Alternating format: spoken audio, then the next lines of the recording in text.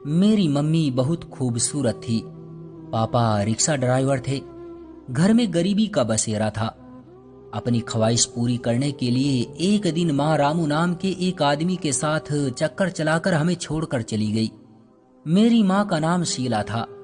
नशीली आंखें और लंबे लंबे बाल थे। कहते हैं ऊपर वाला अपने बनाए हर इंसान की आजमाइश लेता है, और कुछ लोग उसकी आजमाइश पर पूरे उतर भी जाते हैं और कुछ कमजोर पड़ जाते हैं। मेरी जिंदगी में भी एक ऐसा ही वाकया हुआ जिसकी वजह से मेरी और मेरे भाई की पूरी जिंदगी बदल गई। मेरा नाम अंजलि है। मेरे पापा रिक्शा चलाते थे। पापा की सैलरी इतनी न थी कि वो माँ की हर ख्वाहिश पूरी कर सके, और घर में इसी वजह से नोक झोंक होती रहती थी। माँ पूरा पूरा दिन घर से बाहर रहती थी।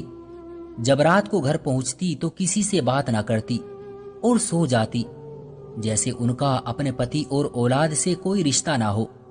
माँ रामू से मिली जो बहुत अमीर था। माँ और उस आदमी की नजदीकियां बहुत बढ़ने लगी, और माँ ने उस आदमी से शादी करने के लिए पापा से तलाक ले ली। पापा ने तलाक से पहले माँ को बहुत समझाने की कोशिश की कि तुम्हारे 2 साल की बेटी है और 5 साल का बेटा है। मेरा नहीं, कम से कम उन बच्चों के बारे में ही सोच लो। मगर माँ किसी की भी कोई बात समझने के लिए तैयार न थी।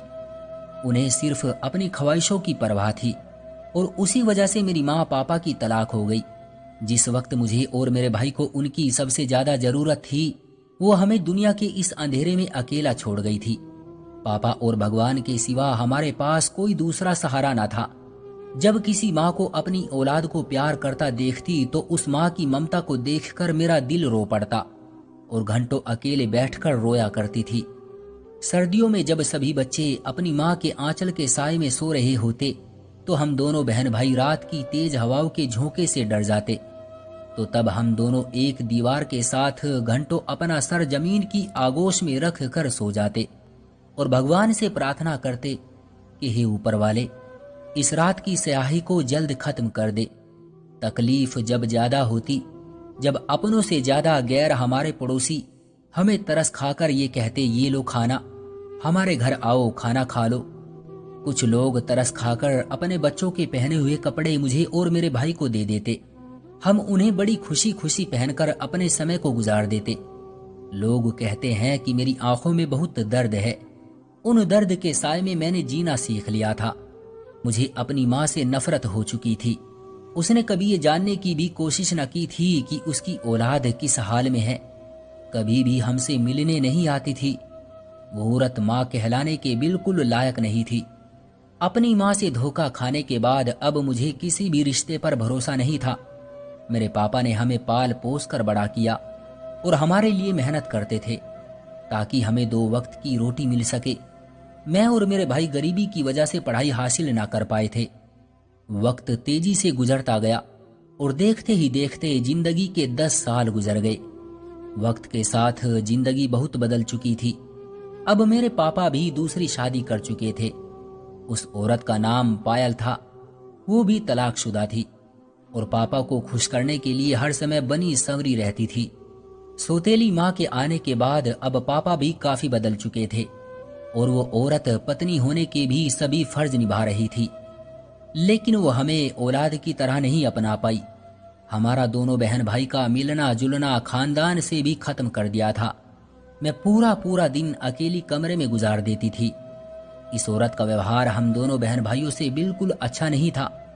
मुझसे पूरे घर का काम करवाती और खाना पकवाती, और भाई को भी नौकरी पर लगवा दिया था, जहां गलत संगत मिलने की वजह से वो सिगरेट पीने का आदी बन चुका था, और आहिस्ता आहिस्ता उसने सारे नशे करना शुरू कर दिए थे।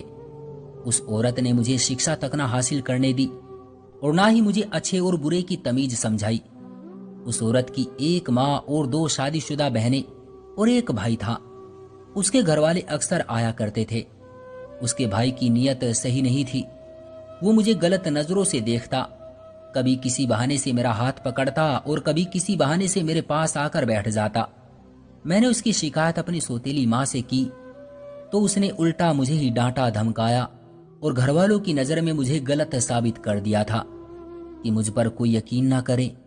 मैं उस औरत के जुल्म का हिस्सा बन चुकी थी। उसने मेरी नासमझी और मासूमियत का फायदा उठाया, और जिस उम्र में बच्चे पढ़ते हैं उस उम्र में मेरे दिमाग में इश्क मोहब्बत जैसी बातें भर दी। अपना फर्ज पूरा करने की खातिर उन्होंने मेरा रिश्ता अपनी दोस्त के बेटे से कर दिया।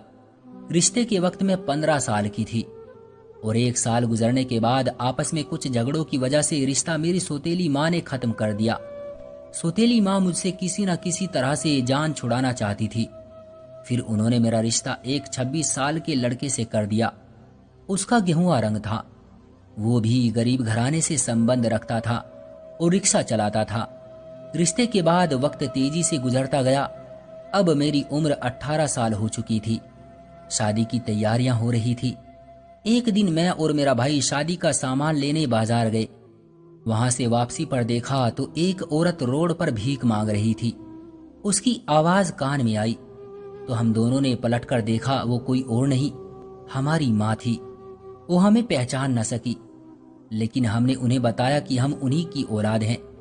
जब हमने पूछा कि आपकी यह हालत किसने की, तो उन्होंने बताया कि जिस आदमी के लिए मैंने अपने अनमोल रिश्ते ठुकरा दिए थे, आज उसी आदमी ने मुझे छोड़ दिया, क्योंकि ऊपर वाले ने मुझे औलाद नहीं दी। शायद भगवान भी मुझे मेरे पापों की सजा देना चाहता था। मैं उसको औलाद न दे सकी। माँ ने हम दोनों से खूब रो रो कर माफी मांगी, जिसे देखकर हम दोनों बहन भाई का दिल पसीज गया। माँ तो आखिर माँ होती है। भले ही उसने हमारे साथ बहुत बुरा किया था, लेकिन संस्कार ही ऐसे थे, और सौतेली माँ के जुल्म को मद्देनजर रखते हुए हम उन्हें माफ करने पर मजबूर हो गए। फिर हम उन्हें घर ले आए। मेरी असल माँ मेरी शादी में भी शामिल हो गई। ऊपर वाले ने मेरे सब्र के बदले में बहुत अच्छा पति दिया। वो मेरा बहुत ख्याल रखता। शादी के बाद मुझे अपनी सौतेली माँ के जुल्म से भी आजादी मिल चुकी थी। मेरे कहने पर मेरे पति ने मेरी माँ को भी अपने घर में जगह दे दी। मैंने उन्हें कभी भी इस बात का एहसास तक नहीं होने दिया कि वो हमें माँ का प्यार न दे सकी, और उनकी बहुत सेवा की।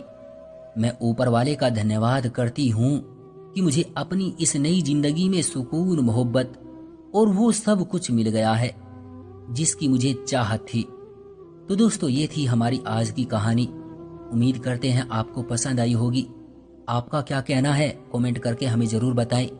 वीडियो को लाइक करके चैनल को सब्सक्राइब कर लीजिए। मुझे दीजिए अगली वीडियो तक इजाजत। तब तक के लिए धन्यवाद।